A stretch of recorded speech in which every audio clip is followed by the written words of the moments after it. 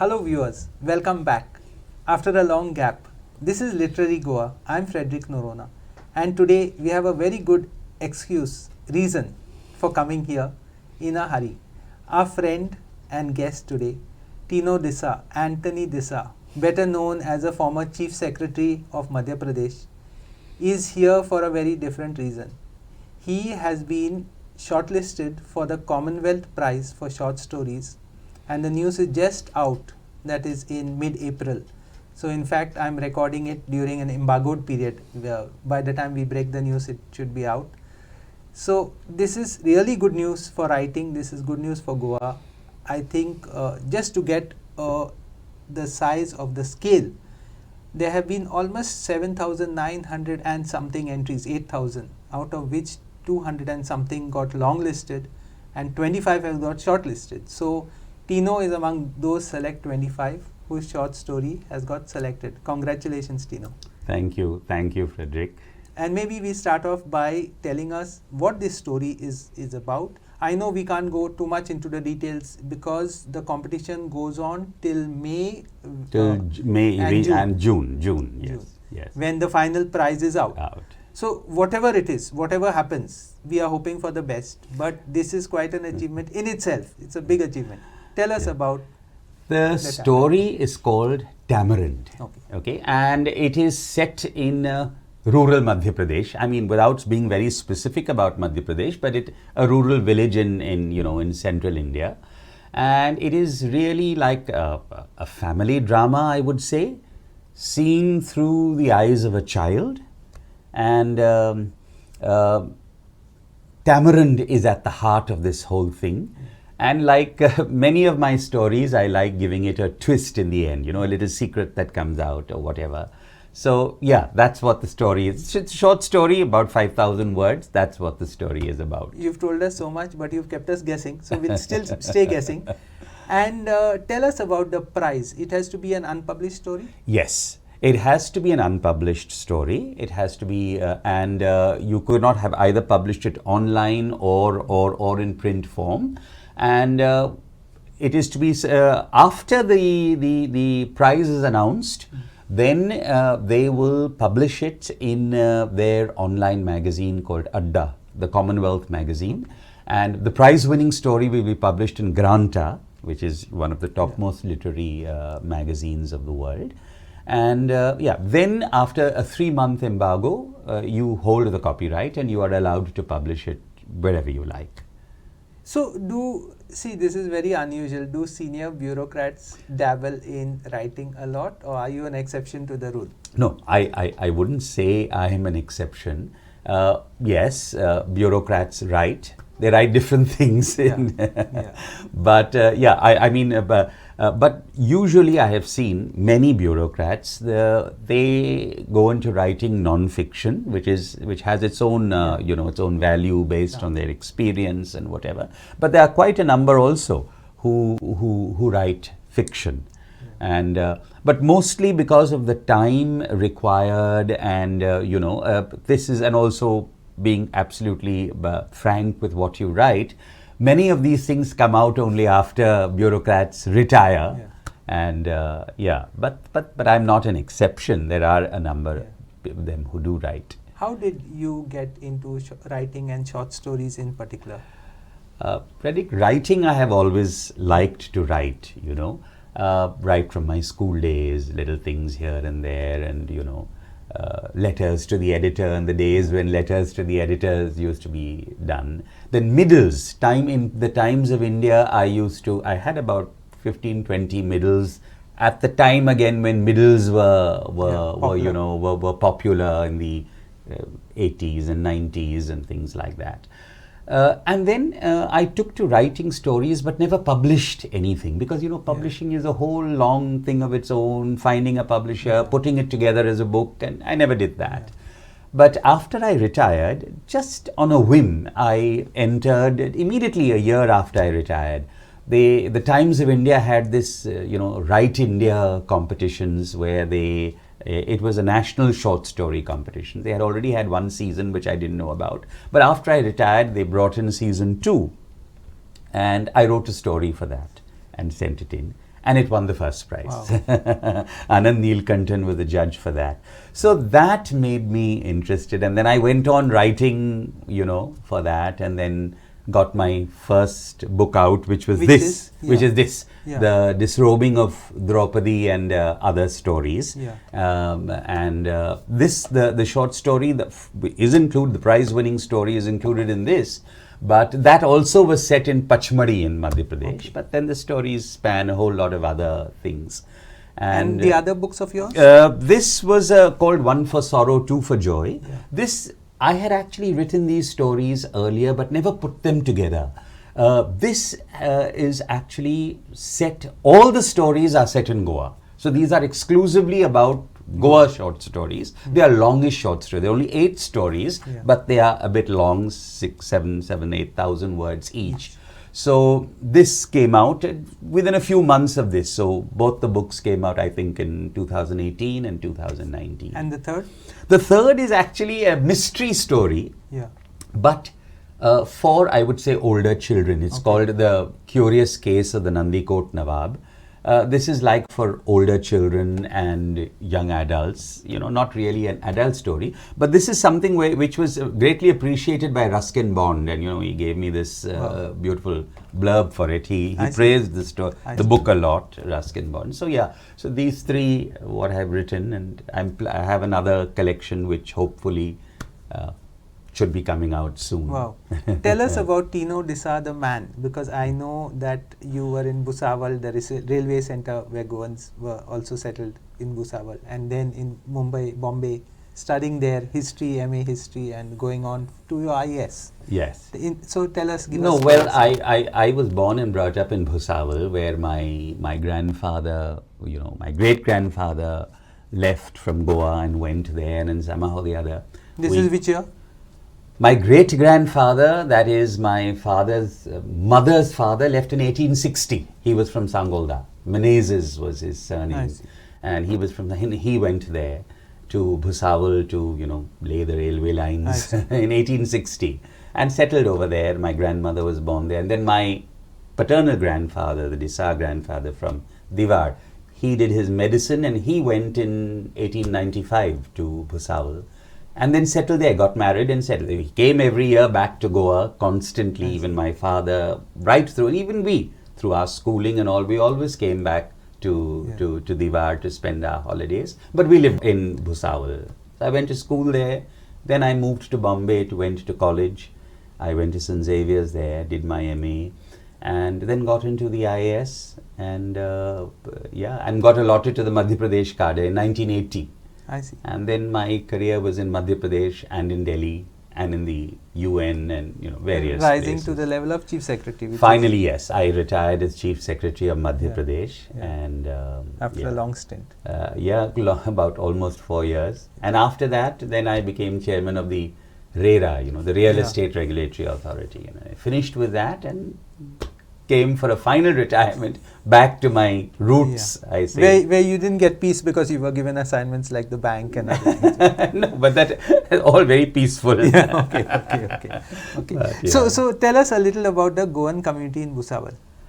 Bhusawal at its peak had quite a large Goan community. I would say about 200 families, but mostly in the railway. Though my father wasn't in the railways. My father was he was involved in the freedom struggle there, the Indian freedom struggle, and then he became the youngest and first mayor of Bhusawal just before independence. And so he was a businessman also, in the sense he exhibited films. But the community as such, the Catholic community was largely, the Goan community was largely in the railways. And at one time, there must have been at least 200 Goan families and another 200 other families, East Indians, Bangaloreans, Anglo-Indians. There was a large Anglo-Indian community in Bhusawal. So there must have been about quite a time. But gradually, over the years, that began to diminish because people looking for greater opportunities and higher education had to move out of Bhusawal. And then again, so the whole...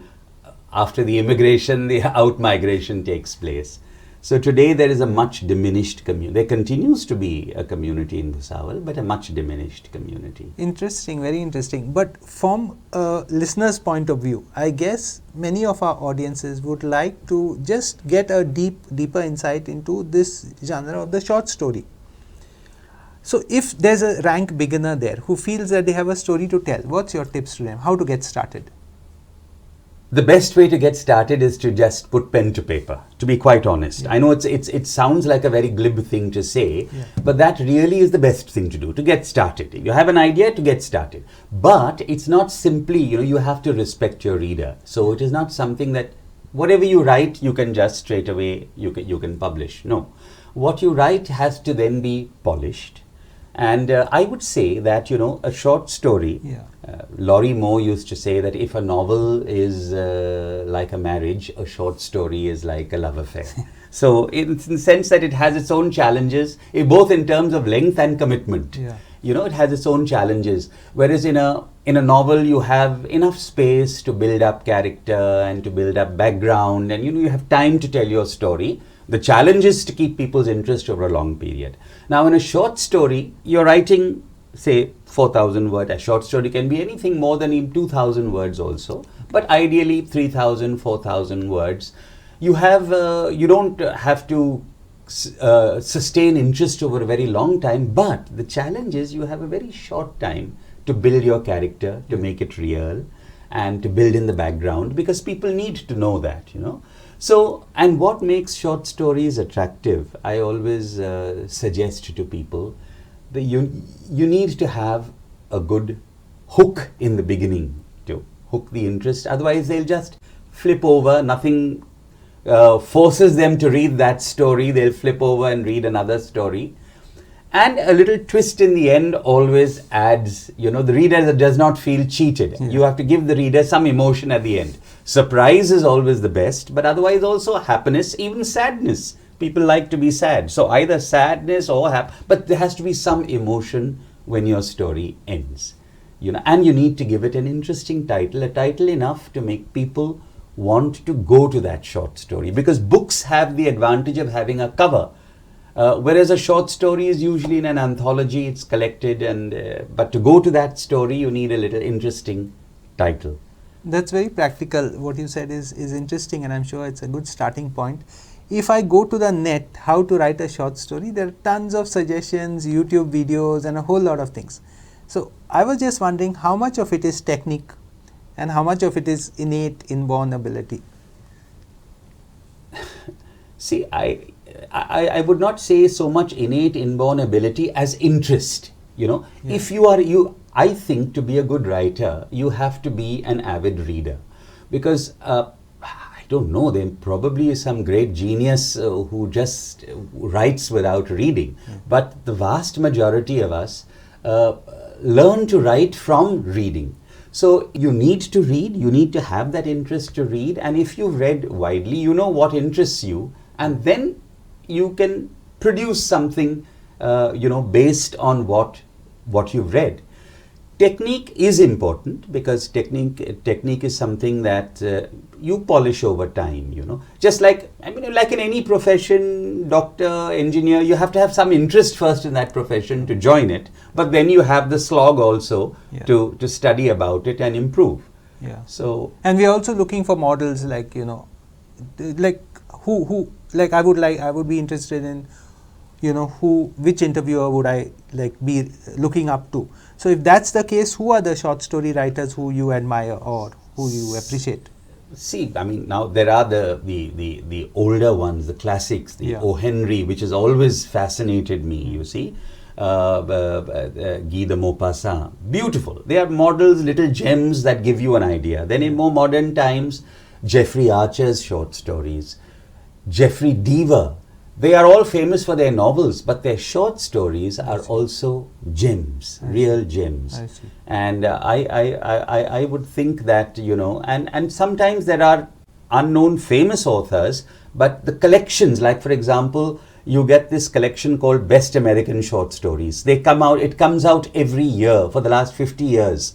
So each of those collections has marvelous little gems, even Gabriel García Márquez, the Spanish lot, which if you get in translation, and in Hindi, in Hindi is I fortunately I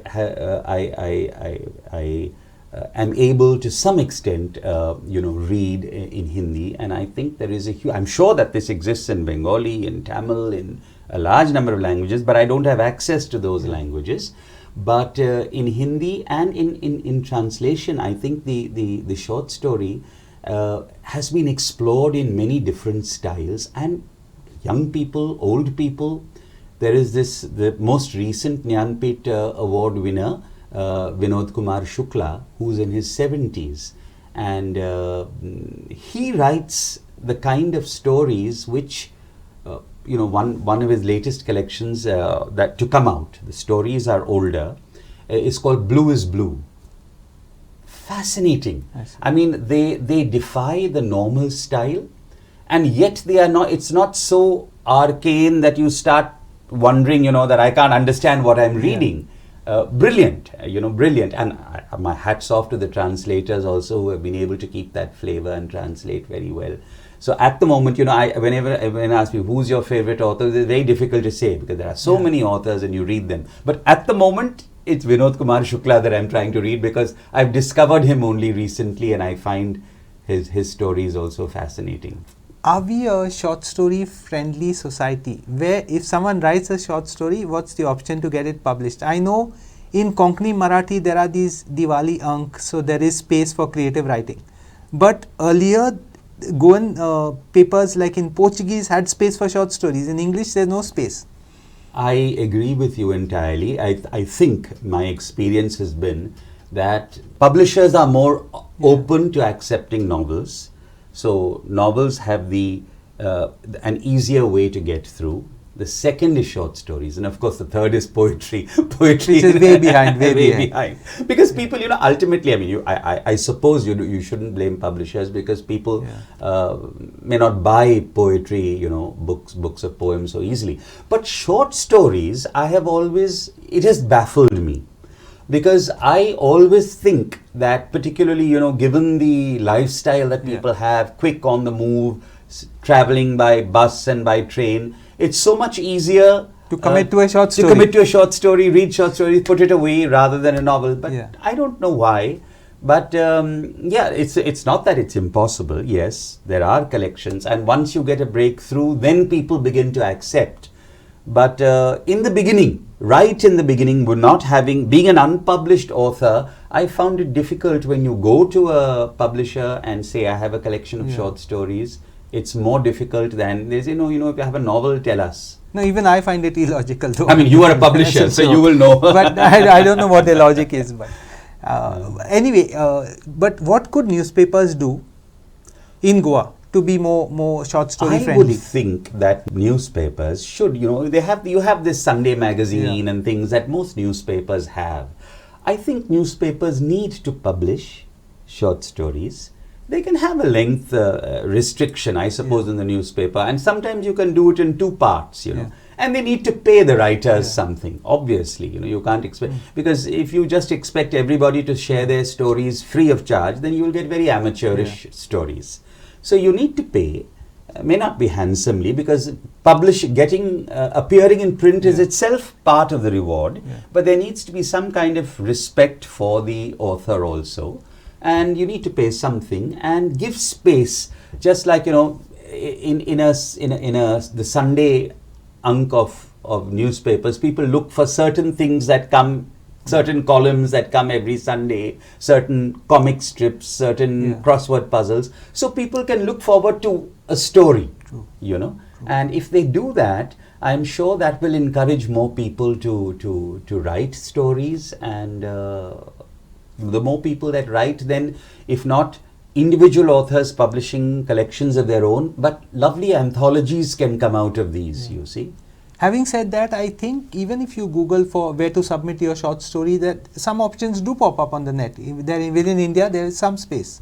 They do. There are some magazines that do publish. Yeah. Yeah. And I think also the Fundasa Orient has been running their short Yes, story competition. they run a for many competition years. almost every year. I Yeah. think sometimes there's a gap, but that is a wonderful, actually. It's the just Fundasa coming Orient- up now, yeah. It's Yeah, just coming up now. that is a great opportunity for Goan writers, and they accept stories in English, in Portuguese, in Konkani, and in Marathi. Yeah. So there are 4 languages, and I think Goan writers will be writing in, in certainly in one of these, and that offers a great opportunity because they have, of course, a first prize and a second prize and whatever, but they also publish an anthology of the shortlisted stories. About 20 stories are shortlisted, and they publish it, and so that you have, a writer has a good chance of being able to appear in the Fundasa collection. In fact, there's an email address, maybe we'll try to put it at the bottom, where those interested can write. Can check and see when the next competition. It's just announced. Oh, they've announced another one now.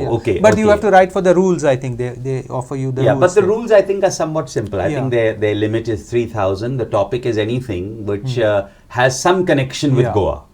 Either Goa based or some connection with Goa. I think that's the only restriction, and one of these languages. As a writer, how do you build your discipline? How many hours a day? In the how many hours a day, Frederick, I always say, do as I say, don't do as I do. Because, sometimes I think, to be honest, writing regularly is something that is good. But unfortunately, I write sometimes in my head and don't commit it to paper always. And then when I start writing a particular story or a poem, then I write many hours a day so that I complete it. Any preferred hours of work? No, Morning, not evening? really. But it generally happens for me after dinner. I see. Or in the afternoon, because otherwise in the morning, in the evening, you're busy with some, with the daily requirements of life. One has to go to the market. One has to do little other things. One has to have other commitments. But in the afternoon, you get some time, and after dinner, one gets some time. But that is my personal. In Goa, the short story is strong, probably in Konkani, Marathi, but in English, in Portuguese, it was at one stage, and actually we lost all of that till Paul Melo Castro came and translated them from the papers, and he pieced it together. Yes. English, it has not been there so much, though I know a couple of good writers.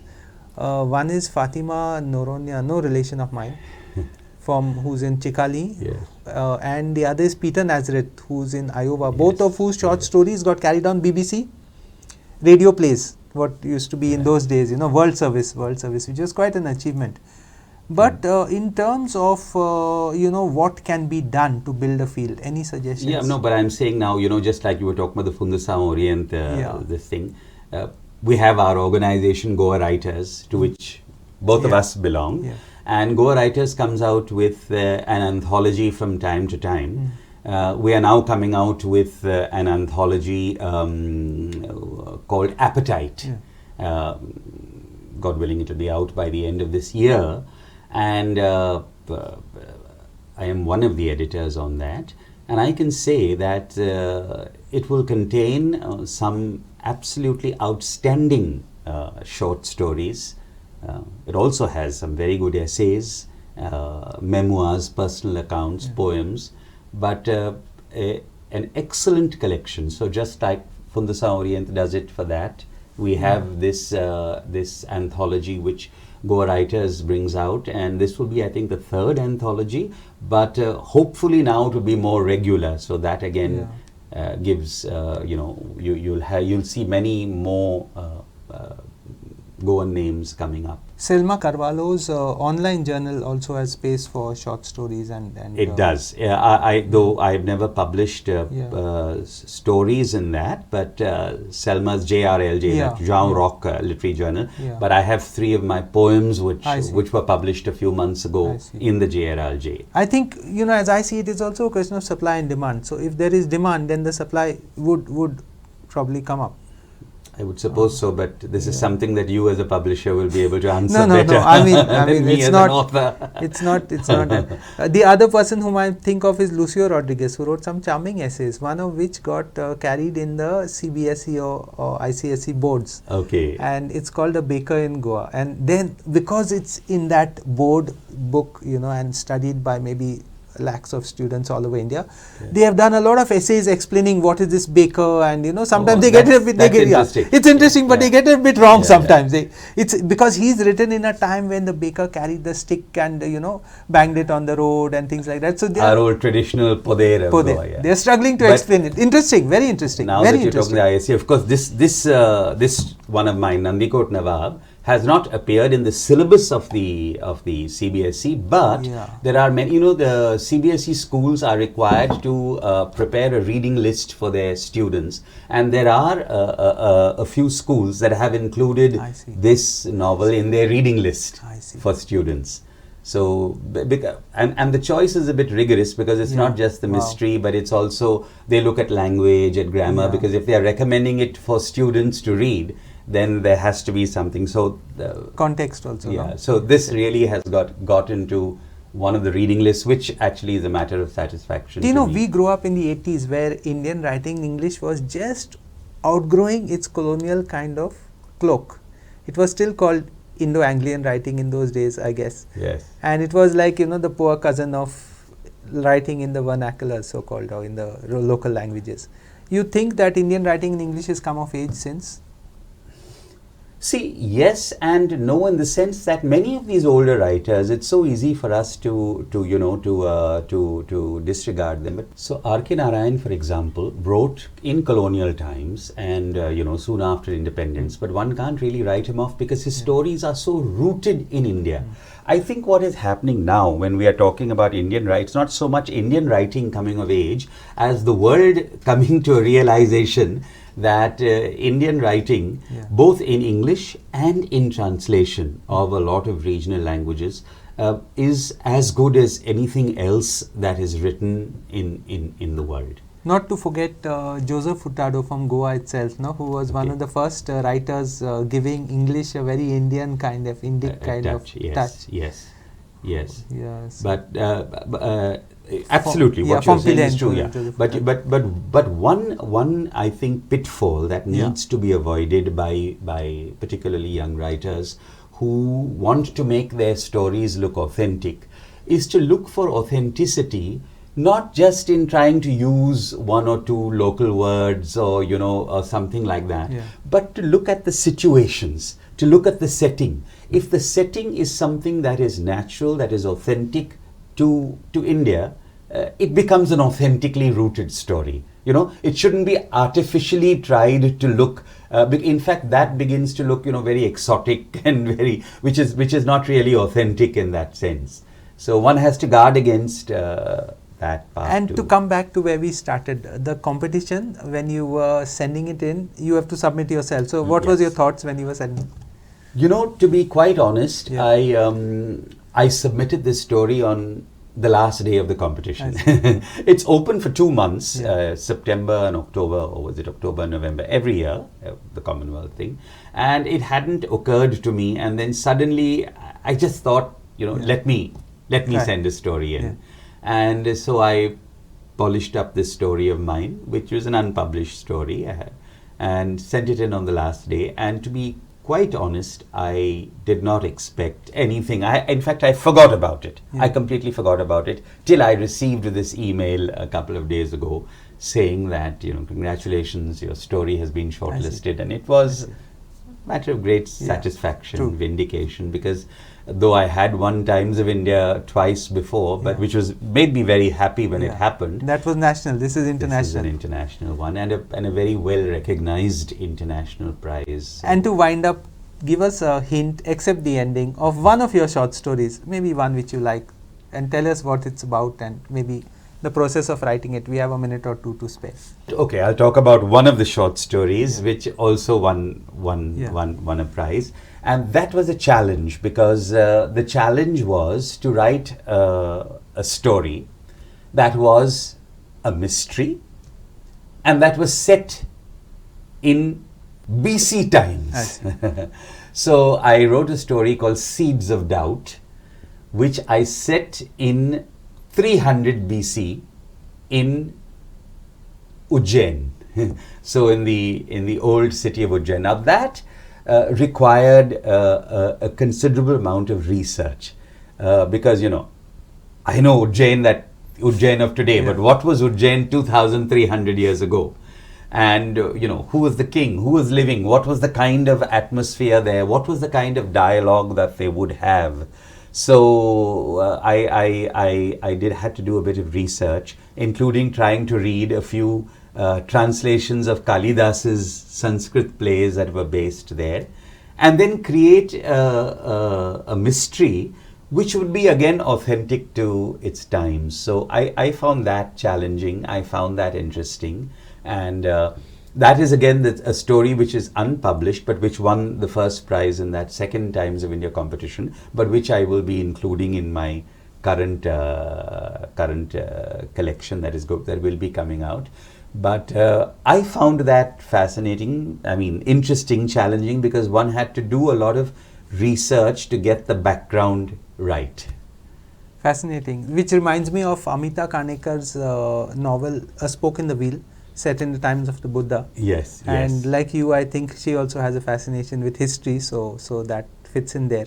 For the readers, if you're interested in Tino Desar's books, just Google for it. You'll find it on Amazon or some other place, and you can order it direct to your place. Having said that, we are so happy to have you here. We are even more happier that Tino has been honored by being on the short list. 25 out of 8,000 stories is no mean achievement. We are hoping for the best and keeping our fingers crossed till July. But whatever the case, you've already achieved so much on it. Congratulations to you. Thank you so much, Frederick. Thank you very much. Yeah. Thank you. I enjoyed being on this show. Thank you.